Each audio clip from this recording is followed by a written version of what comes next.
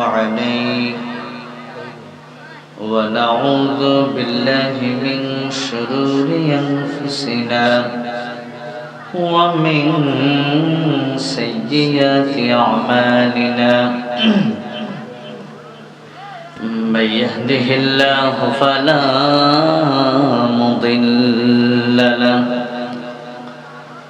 ونشهد أن لا إله إلا الله وأشهد أن محمدًا عبد الله ورسوله الذي أرسله بالحق بشيرا ونذيرا وداعيا إلى الله بإذنه وسراجا وقمرا منيرا أما بعد فقد قال الله تعالى في كلامه المجيد وفي فرقانه الحميد أعوذ بالله من الشيطان الرجيم بسم الله الرحمن الرحيم إن الله وملائكته يصلون على النبي يا أيها الذين آمنوا صلوا عليه وسلموا تسليما আমরা সকলে দুরূদ ইব্রাহিম পড়ি আল্লাহুম্মা সাল্লি আলা মুহাম্মাদ ওয়া আলা আলি মুহাম্মাদ كما صليت على إبراهيم وعلى آل إبراهيم إنك حميد مجيد اللهم بارك على محمد وعلى آل محمد كما باركت على إبراهيم وعلى آل إبراهيم إنك حميد مجيد الحمد لله ঐতিহাসিক পিতাম্বরী আজকে সারা রাত্র ব্যাপী ওয়াজ ও দোয়ার মাহফিল অনেক আলোচক ইতিপূর্বে অনেক সুন্দর সুন্দর বক্তব্য দিয়েছেন আমি ভূমিকাতে কোনো কথা না বলে সরাসরি সূরা ইয়াসিন এই সূরাটা থেকে দু চারটা কথা বলে আপনাদের কাছ থেকে বিদায় নেব ইনশাআল্লাহ। সূরা ইয়াসিন কোরআনে কারীমের 95তম সূরা। এই সূরাটার মধ্যে মোট আয়াত আছে 8টি, রুকু আছে 1টি। আল্লাহ রাব্বুল আলামিন সূরার শুরুতেই বলেছেন ওয়াত্তিনি ওয়াজ-জাইতুন। আরবি গ্রামারের ভাষায় ওয়াত্তিন এখানে যে ওয়াওটা ব্যবহার করা হয়েছে এটাকে বলে ওয়াওয়ে কাসমিয়া। এটা শপথ অর্থে এই ওয়াওটা ব্যবহার করা হয়েছে। এরপরে যে ওয়াওটা ব্যবহার করা হয়েছে ওয়াজ-জাইতুন এটাকে বলে ওয়াওয়ে আতফ। আল্লাহ রাব্বুল আলামিন এটা বুঝালেন ওয়াত্তিন, তিন ফলের কসম। তাফসীরে ফাতহুল মাজিদের মধ্যে মুফাসসিরিনে কেরামরা লিখেছেন তৎকালীন সময় যতগুলো দেশ সুপার পাওয়ার যাদের কাছে ছিল তার মধ্যে অন্যতম ছিল সিরিয়া। আল্লাহ রাব্বুল আলামিন তিন ফলের কসম, এই তিন ফল পাওয়া যেত সিরিয়ায়। যদি আপনি অর্থটা এভাবে করেন, আল্লাহ সিরিয়ার কসম খেয়েছেন, মানে তৎকালীন সময় সুপার পাওয়ার যে দেশগুলো তার মধ্যে অন্যতম হচ্ছে সিরিয়া, সেই সিরিয়ার কসম খেয়েছেন। 2 নাম্বার জাইতুন, জাইতুনের তেল আমাদের বাংলাদেশের মানুষও চুলে দাড়িতে ব্যবহার করে। এই জাইতুন এটা পাওয়া যেত বর্তমানের রাজধানী, গোটা পৃথিবী যে রাষ্ট্রটাকে চিনে মায়ের খেতে খেতে তাদের অবস্থা মেসাকার করে দিয়েছে যুক্তরাষ্ট্র, সেই ফিলিস্তিন। তৎকালীন সময় জাইতুন পাওয়া যেত প্যালেস্টাইনে, ফিলিস্তিন।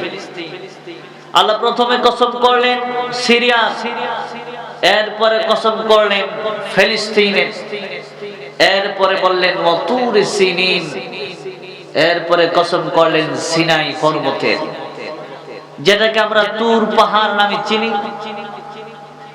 যেটাকে বলা হয় ওয়াকাল্লামাল্লাহু মূসা তাকলিমা। মূসা আলাইহিস সালাম ওই পাহাড়ে দাঁড়িয়ে সব সময় আল্লাহর সাথে কথা বলেছিলেন। এরপরে আয়াতে বলেন ওয়াহাদাল বালাদিল আমিন, পবিত্র মক্কা নগরীর কসম। তাহলে আল্লাহ প্রথমে কসম করলেন 3 ফলের, এরপরে কসম করলেন জাইতুনের, এরপরে কসম করলেন সিনাই পর্বতের, এরপরে কসম করলেন পবিত্র মক্কা নগরীর। 4টা বিষয়ের প্রতি আল্লাহ কসম খেলেন। কেন? একটা বিষয়কে ইন্ডিকেট করার জন্য আল্লাহ কসম খেলেন। সেই বিষয়টা কি? আল্লাহ রাব্বুল আলামিন বলেন লাকাদ খালাকনাল ইনসানা ফি আহসানি তাকওয়িম। আল্লাহ রাব্বুল আলামিন বলেন এত সুন্দর আকৃতিতে আমি আল্লাহ যেইভাবে তোমাকে বানিয়েছি, পৃথিবীর কেউ তোমাকে এত সুন্দর আকৃতি আর দেয় নাই। সুবহানাল্লাহ, এত সুন্দর আকৃতি। একটু নিজের বডিটার দিকে তাকিয়ে দেখেন, আল্লাহ রাব্বুল আলামিন আপনাকে যে 2টা হাত দিলেন, যে 2টা পা দিলেন, কত সুন্দর ডাগর ডাগর 2টা চোখ দিলেন, চিন্তা করার জন্য একটি মস্তিষ্ক দিলেন। আল্লাহ রাব্বুল আলামিন এই পৃথিবীর ভিতরে অসংখ্য মানুষ সৃষ্টি করেছেন, যাদের মধ্যে অনেকের একটা হাত নাই। এই পৃথিবীর ভিতরে অনেক মানুষ সৃষ্টি করেছেন, তার 2টা চোখের মধ্যে একটা চোখ কানা। এমন অসংখ্য মানুষ আল্লাহ সৃষ্টি করেছেন, 2টা পায়ের মধ্যে একটা পা অকেজ হয়ে গেছে। কিন্তু আল্লাহ আপনাকে 2টা পা, 2টা হাত, 2টা চোখ, সুন্দর একটি মস্তিষ্ক দিয়ে বানালেন। আল্লাহ রাব্বুল আলামিন 4টা বিষয়কে কসম করে একটা বিষয়কে ইন্ডিকেট করলেন, লাকাদ খালাকনাল ইনসানা ফি আহসানি তাকওয়িম। আল্লাহ রাব্বুল আলামিন বলেন এত সুন্দর করে, এত মডিফাই করে, এত নিখুঁতভাবে তোমাকে এত সুন্দর করে আমি আল্লাহ সৃষ্টি করেছি, পৃথিবীর কেউ তোমার সৃষ্টি করে নাই। আল্লাহ রাব্বুল আলামিন সূরা বালাদের মধ্যে বলেন আলাম নাজআল লাহু আইনাইনি ওয়া লিসানাহু ওয়া শাফাতাইন ওয়া হাদাইনাহুন নাজদাইন। আল্লাহ রাব্বুল আলামিন বলেন আলাম নাজআল লাহু আইনাইন, তোমার 2টা চোখের দিকে তাকিয়ে দেখো, এত সুন্দর চোখগুলো আমি আল্লাহ রাব্বুল আলামিন তোমার বানালাম। বর্তমান বিজ্ঞান বলেন এই যে 2টা চোখ আল্লাহ রাব্বুল আলামিন আমার জন্য, আপনার জন্য সুন্দর করে ফিট করলেন, এই একটা চোখের ভিতরে একটা নয়, 2টা নয়, 1,70,000 চিকন চিকন রগ দিয়ে আমার চোখটা, আপনার চোখটা সুন্দর জায়গায় ফিট করে রেখেছে। সুবহানাল্লাহ, 1,70,000 চিকন চিকন রগ একটা চোখের মধ্যে আল্লাহ দিয়েছেন। সুবহানাল্লাহ। এরপরে আল্লাহ রাব্বুল আলামিন বলেন ওয়া লিসানান ওয়া শাফাতাইন, তোমাকে যে জিহ্বাটা দেয়া হয়েছে ওই জিহ্বাটার দিকে একটাবার নিজের ব্রেনটাকে জিহ্বাটাকে প্রশ্ন করে দেখো, জিহ্বাটার ভিতরে কত সুন্দর সুন্দর স্বাদের ব্যবস্থা আল্লাহ করে দিয়েছেন। বর্তমান বিজ্ঞান বলেন, ডাক্তারেরা বলেন, এই জিহ্বাটার ভিতরে একটা নয়, দুইটা নয়, 3000-এর মতো টেস্ট আমার মুখে আপনার মুখের ভিতরে দিয়ে দিয়েছেন কে? আল্লাহ রাব্বুল আলামিনের জন্য বলছেন, বান্দারে খেয়াল করো, লাকাদ খালাকানাল ইনসানা ফি আহসানি তাকওয়িম, এত সুন্দর করে আমি আল্লাহ রাব্বুল আলামিন তোমারে বানিয়ে দিয়েছি। এই জিহ্বাটার ভিতরে আপেল দেন, আপেল, এটার স্বাদটা হয়ে যায় একরকম। যখন আপনি কমলা খাবেন, কমলাটার স্বাদ হয়ে যায় আরেক রকম। যখন আপনি ডালিম খাবেন, ডালিমের স্বাদ হয়ে যায় আরেক রকম। আপনি পুঁটি মাছের স্বাদ দেখবেন একরকম। শাক যখন খাবেন, ওই শাকের ভিতরে পালং শাকের একরকম স্বাদ, পাট শাকের আরেক রকম স্বাদ। এই রকমের একটা নয়, দুইটা নয়, 3000-এর মতো স্বাদ আমার জিহ্বার ভিতরে, আপনার জিহ্বার ভিতরে দিয়ে দিয়েছেন কে? আল্লাহ রাব্বুল আলামিনের জন্য বলছেন, লাকাদ খালাকানাল ইনসানা ফি আহসানি তাকওয়িম, এত সুন্দর করে আমি আল্লাহ তোমারে বানিয়েছি, পৃথিবীর কেউ তোমারে এত সুন্দর করে বানিয়ে দেয় নাই। সুবহানাল্লাহ। তাহলে আমাদেরকে কে সুন্দর করে বানালেন? আল্লাহ 4টা বিষয়কে কসম করে একটা বিষয়কে সামনে আনার জন্য 4টা বিষয়ের প্রতি কসম করলেন, যে 4টা বিষয় কসম করলাম একটা বিষয়কে ইন্ডিকেট করার জন্য, সেটা হচ্ছে তোমাকে এত সুন্দর করে আমি আল্লাহ বানিয়েছি, পৃথিবীর কেউ তোমারে বানায় নাই। আজকে তোমার অহংকার, তোমার মাতাব্বুরি, তোমার তাকাব্বুরি, হিংসা, বিদ্বেষ, মারামারি, কাটাকাটি, হিংসার কারণে তোমার পা আজকে মাটিতে পড়ে না। তোমার কাছে মনে হচ্ছে কে না কে তোমাকে আজকে বানাইছে, কিন্তু বান্দারে পৃথিবীর কেউ তোমারে বানায় নাই, বানিয়েছেন কে? আল্লাহ রাব্বুল আলামিন অন্য একটি আয়াতের ভিতরে বলেন, কুতিলাল ইনসানু মা আকফারা মিন আইয়ি শাইইন খালাকা মিন নুতফা খালাকাহু ফাকাদ্দারা। আল্লাহ রাব্বুল আলামিন বলেন, কুতিলাল ইনসানু মা আকফারা, ধ্বংস হয়ে যাক ওই ব্যক্তি যে ব্যক্তির নাফরমান, যে ব্যক্তি আল্লাহর প্রতি অকৃতজ্ঞ, সব সময় আল্লাহর নাশুকরিয়া আদায় করেন। আল্লাহ রাব্বুল আলামিন যে রব, ওই রব হিসাবে তার ধ্বংস হয়ে যাক ওই ব্যক্তি, ধ্বংস হয়ে যাও না ফরমান। অন্য একটি আয়াতের ভিতরে আল্লাহ রাব্বুল আলামিন বলেন, ওয়াসিকাল্লাযীনা কাফারু ইলা জাহান্নামা যুমারা। আল্লাহ রাব্বুল আলামিন বলছেন, বান্দারে কিছু মানুষের জন্য জাহান্নাম তৈরি করে দেয়া হবে। আল্লাহ রাব্বুল আলামিনের জন্য ওই দিন ডাক দিয়ে বলবে, বান্দারে তুই জীবনের ভিতরে তোকে যতটুকু হায়াত দেয়া হয়েছিল, অতটুকু হায়াতের ভিতরে তুই রবের নাফরমানি করেছিলি, তুই তোর মন মতো তোর জীবনটাকে পরিচালনা করেছিলি, ইসলামী আন্দোলনের বিরোধিতা করেছিলি, দ্বীন কায়েমের বিরোধিতা করেছিলি। আল্লাহ রাব্বুল আলামিন যে বিধান তোকে দিয়েছিল, ওই বিধান তুই সঠিক মতো মানো নাই, তুই তোর মন মতো চলেছ, মিথ্যার উপরে প্রতিষ্ঠিত ছিলাম, মিথ্যা সাক্ষ্য দিয়েছিলাম, মিথ্যা রায় দিয়েছিলাম, মিথ্যার উপরে তোমার জীবন পরিচালনা করেছিলাম। আজকে আয় ফেরেশতাদেরকে ডাক দিয়ে বলবে, ফেরেশতারা রে, তাকে বাদ 70টি শিকল দিয়ে বাদ, ওয়াসিকাল্লাযীনা কাফারু ইলা জাহান্নামা যুমারা, তাকে আজকে জাহান্নামের ভিতরে নিয়ে যা, তাকে আজকে জাহান্নামের ভিতরে ফেলে দে। এজন্য ভাইরা আমার, একটা বার খেয়াল করেন, আল্লাহ রাব্বুল আলামিন আপনাকে আমাকে কত সুন্দর করে বানিয়েছে। নিজের শরীরটার দিকে একটু তাকিয়ে দেখেন, যে সুন্দর করে আল্লাহ হাতটা দিয়েছে, যে 5টা আঙ্গুল আমাকে আপনাকে দিয়েছে, যদি 5টা আঙ্গুল আমাকে আপনাকে না দিত, তাহলে কোনো কিছুই আমি আপনি ধরতে পারতাম না। নিজের শক্তিটুকু, যে জিনিসটা ধরব, ওই জিনিসটার ভিতরে শক্তিটা প্রয়োগ করতে পারতাম না। একটাবার নিজের শরীরের চামড়ার দিকে খেয়াল করে দেখেন, শরীরের হাতের উপরের চামড়াটা একরকম, নিচের চামড়াটা আবার একরকম। নিচের চামড়াটা যদি উপরে দিত আর উপরের চামড়াটা যদি নিচে দিত, তাহলে আমরা ঠিক মতো কোনো কিছু ধরতে পারতাম না। শক্তি অবস্থায় শক্তি করে কোনো কিছু নিজের হাতের সাথে আটকানো যেত না। আল্লাহ রাব্বুল আলামিনের জন্য বলছেন, লাকাদ খালাকানাল ইনসানা ফি আহসানি তাকওয়িম। তোমাকে এত সুন্দর করে মডিফাই করে, এত সুন্দর সুশ্রী করে পৃথিবীর কেউ সৃষ্টি করে নাই। সৃষ্টি করেছেন যিনি, আওয়াজ করে বলুন তিনি কে? আল্লাহ রাব্বুল আলামিনের জন্য বলছেন, কুতিলাল ইনসানু মা আকফারা মিন আইয়ি শাইইন খালাকা মিন নুতফা খালাকাহু ফাকাদ্দারা। আল্লাহ রাব্বুল আলামিন বলেন, এত সুন্দর করে তোমারে বানালাম, তোমাকে দুইটা হাত দিলাম, পা দিলাম, চিন্তা করার জন্য মস্তিষ্ক দিলাম।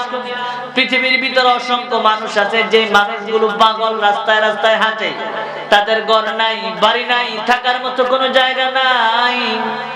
তোমাকে তো পাগল অবস্থায় বানালাম না, একটা হাত ছাড়া বানালাম না, একটা পা ছাড়া বানালাম না। এরপরেও তুমি কেন অকৃতজ্ঞ হও? তুমি কি বলে গিয়েছিলাম? তুমি কি বলে গিয়েছ মিন আইয়ি শাইইন খালাকা? তোমাকে কোন জিনিস থেকে সৃষ্টি করা হয়েছে? মিন নুতফা, এক ফোঁটা নাপাক পানি থেকে তোমাকে আমি আল্লাহ রাব্বুল আলামিন সৃষ্টি করলাম, যে পানিটার মূল্য পৃথিবীর কোথাও নাই, পৃথিবীর কোথাও নাই, কোথাও নাই। ওই নাপাক পানি দিয়ে তোমাকে আল্লাহ রাব্বুল আলামিন সৃষ্টি করলেন। শুধুমাত্র সৃষ্টি করে ছেড়ে দেন নাই, খালাকাহু ফাকাদ্দারা, তোমার ভাগ্যটাও যিনি নির্ধারণ করে দিয়েছেন তিনি কে? আপনি কোন দিন কি করবেন, কোন দিন কি খাবেন, কোথায় মৃত্যুবরণ করবেন, কোথায় বিয়ে করবেন, কোথায় যাবেন, কোথায় মারা যাবেন, কোথায় অ্যাক্সিডেন্ট করবেন, কোথায় কি করবেন, আল্লাহ রাব্বুল আলামিন আপনাকে সৃষ্টি করার সঙ্গে সঙ্গে তাফসীরের ভিতরে এসেছে সৃষ্টি করার অনেক বছর আগে আপনার আর আমার ভাগ্যটাকে আল্লাহ রাব্বুল আলামিন লিপিবদ্ধ করে দিয়েছে। সুবহানাল্লাহ। শুধুমাত্র এতটুকুই নয়, আল্লাহ রাব্বুল আলামিন এরপর বলেন, সুম্মাস সাবিলা ইয়াসসারা সুম্মা আমাতাহু ফাআকবারা। এরপরে নির্ধারিত সার্কেলের মাধ্যমে আল্লাহ তোমার বর করলেন। তুমি ছিলা ছোট্ট শিশু, একেবারে দুধের বাচ্চা, তোমার মুখের ভিতরে দাঁত ছিল না, তোমার খাবারের ব্যবস্থা করেছেন কে? তোমার যখন দাঁত উঠলো ওই সময় আল্লাহ ব্যবস্থা করলেন, মায়ের স্তন থেকে এখন থেকে তোমার জন্য খাবার বন্ধ, শক্ত খাবারের প্রয়োজন। তুমি এখন গোশত খেতে পারবা, শক্ত জিনিস খেতে পারবা। আল্লাহ রাব্বুল আলামিন ধারাবাহিকভাবে আপনাকে আমাকে বর করলেন। সুম্মাস সাবিলা ইয়াসসারা, অতঃপর আবার বৃদ্ধ অবস্থায় নিয়ে যাবেন, আবার সময়টাকে একেবারে জমিয়ে ফেলবেন। ওই সময় চাইলেও শক্তি থাকবে না, ওই সময় চাইলেও আপনি কোনো কিছু করতে পারবেন না। সুম্মা আমাতাহু ফাআকবারা, ওই যে কবর, যেই কবরের জায়গায় পৃথিবীর কেউ নাই, কোনো আত্মীয় স্বজন নাই, যেই কবরের জন্য আপনি একটা বারের জন্য ভাবেন নাই, ওই কবরের ভিতর কিভাবে থাকবেন? রাতের বেলা মাহফিল হচ্ছে, এত মানুষ এত সুন্দর আয়োজন করেছে। এখন যদি কেউ আপনাকে বলে রাতের বেলা আপনার বাড়ি 2 মাইল 4 মাইল 5 মাইল দূরে, আপনি একা একা বাড়িতে চলে যান, আপনি ভয়ে একা যাবেন না। কারণ কি? রাতের বেলা গেলে আপনাকে ভয় লাগে, না জানি কোন জিনিস আপনাকে আক্রমণ করে। এখানে আপনি সজাগ ছিলেন, এখান থেকে হেঁটে যেতে পারেন না, আপনার কলিজার ভিতরে ভয় লাগে। এমন একটা ঘর, এমন একটা জায়গা, যে জায়গায় মা নাই, বাবা নাই, ছেলে নাই, সন্তান নাই, কোনো আত্মীয় স্বজন নাই, এমন একটা জায়গাকে আমাকে আপনাকে যেতে হবে। সুম্মা আমাতাহু ফাআকবারা, ওই কবরগুলো আমাকে ডাকছে, ওই কবরগুলো আপনাদেরকে ডাকছে, আয় আয় ইয়া আইয়াতুহান নাফসুল মুতমাইন্নাহ ইরজিই ইলা রাব্বিকি রাদিয়াতাম মারদিয়া ফাদখুলি ফি ইবাদি ওয়াদখুলি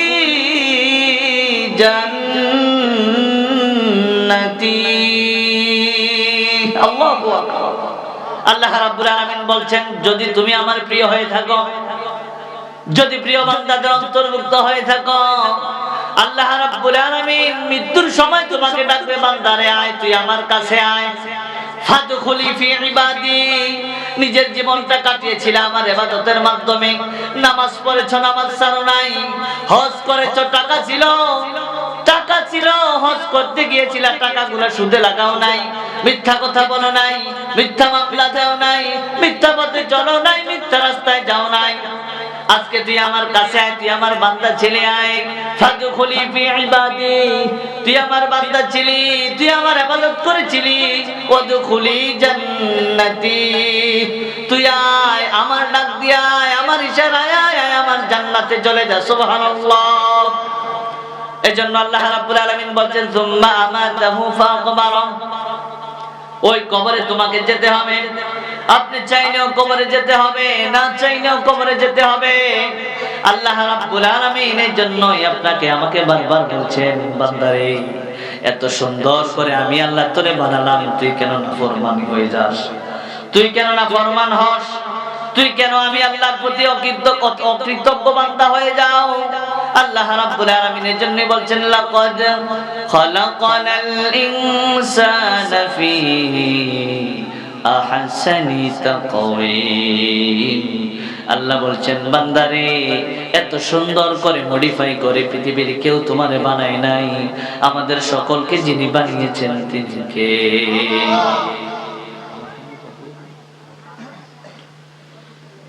জিবরানের ভাইয়ের আমার, জীবনে যতদিন বেঁচে থাকবে চেষ্টা করবেন যে আল্লাহ আপনার জীবন দিলেন, হায়াত দিলেন, মৌত দিলেন, ওই আল্লাহর প্রতি কৃতজ্ঞ বান্দা হয়ে যেন জীবনে যতদিন বেঁচে থাকি আমার বাঁচাটা যেন আল্লাহর রাহে হয়ে যায়, আমার বাঁচাটা যেন আল্লাহ খুশি মনে হয়ে যায়।